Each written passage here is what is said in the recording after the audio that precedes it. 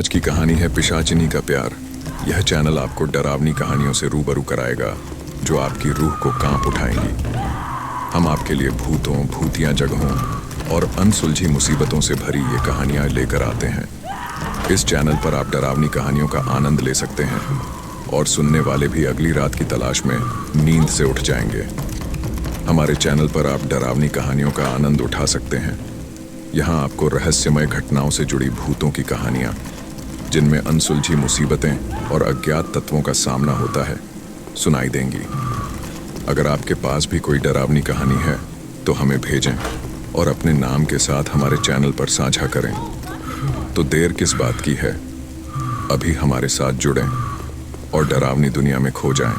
दोस्तों, जैसा कि आपने पिछले भाग में सुना कि प्रेरणा ने कैसे मनोज को उस पिशाचिनी के चंगुल से बचाया, अब आगे मनोज को जब प्रेरणा ने सारी बात बताई तो उसे यकीन नहीं हुआ था कि उसने प्रेरणा के साथ ऐसा व्यवहार किया था।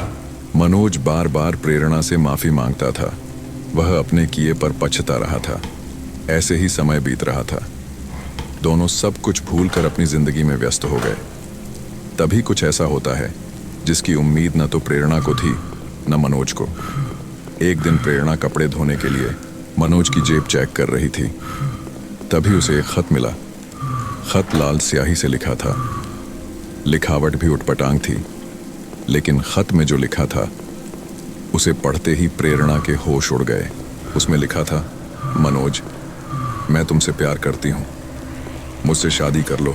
मेरे पास बहुत पैसा है। तुम्हें कभी जीवन में काम नहीं करना पड़ेगा। तुम अपनी पत्नी को छोड़कर सदा के लिए मेरे पास आ जाओ।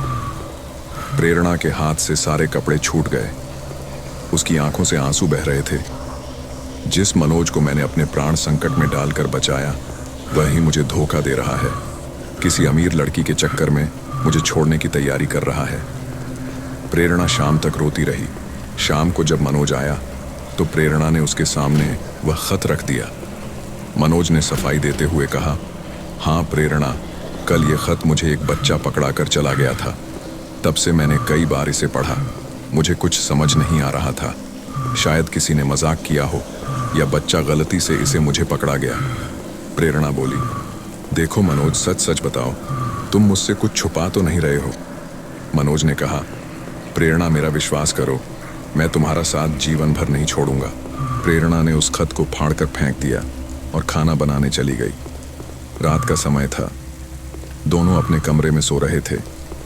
कुछ देर बाद प्रेरणा पानी पीने उठी तो उसे खिड़की पर एक औरत का साया दिखाई दिया। इससे पहले कि प्रेरणा कुछ सोच पाती, वह साया तेजी से प्रेरणा के सामने आकर खड़ा हो गया।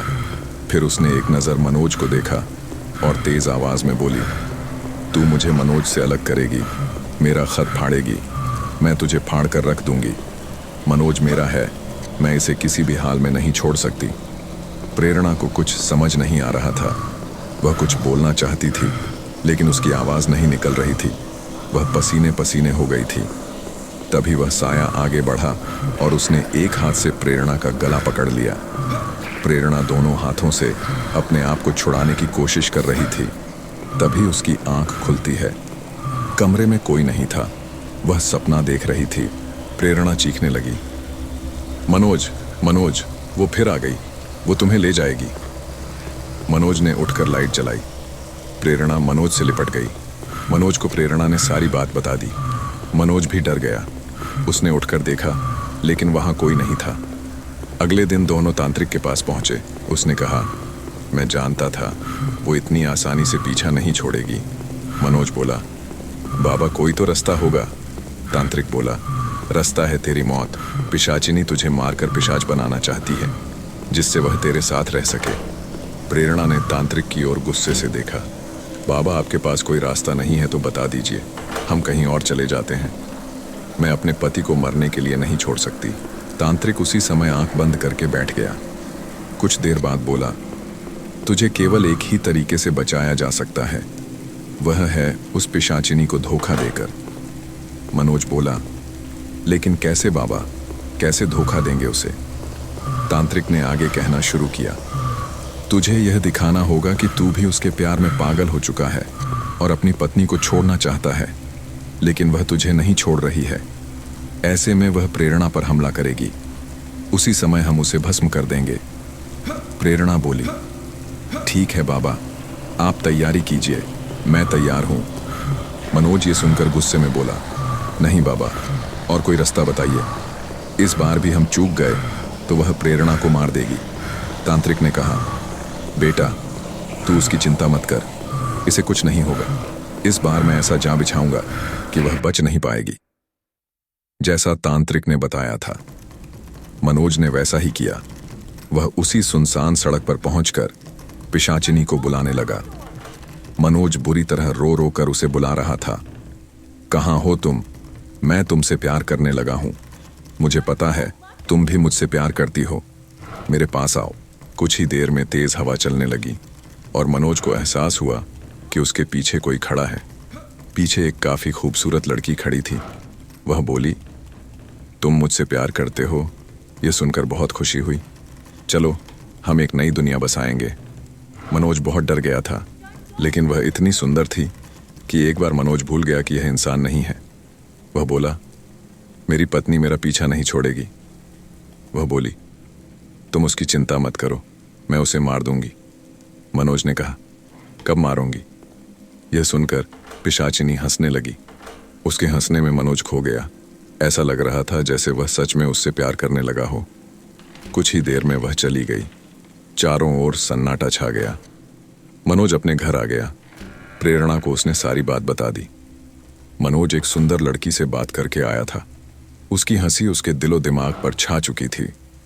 मनोज जब सोने के लिए लेटा तो उसे नींद नहीं आ रही थी। रह रहकर उसका ख्याल उसे परेशान कर रहा था। अगले दिन जब मनोज काम पर चला गया, प्रेरणा तांत्रिक के पास गई। तांत्रिक ने कहा, तेरा पति खुद उसके प्यार में पड़ गया, अब मैं क्या कर सकता हूं? वह उसके वश में हो गया है। तांत्रिक ने मंत्र सिद्ध करके एक माला प्रेरणा को दी और कहा, बेटी, इसमें मेरी शक्तियां छुपी हुई हैं।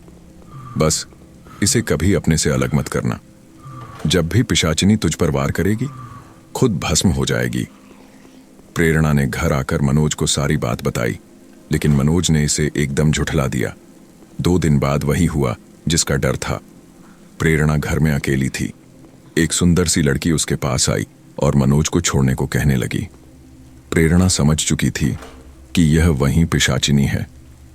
पिशाचिनी ने प्रेरणा पर वार करने के लिए जैसे ही हाथ उठाया, मनोज पीछे से आया और उसने इशारे से पिशाचिनी को मना कर दिया। फिर मनोज ने प्रेरणा की पीठ में चाकू से कई वार कर दिए। प्रेरणा घायल होकर वहीं गिर पड़ी। उसने देखा मनोज और पिशाचिनी दोनों ठहाका मारकर हंस रहे थे।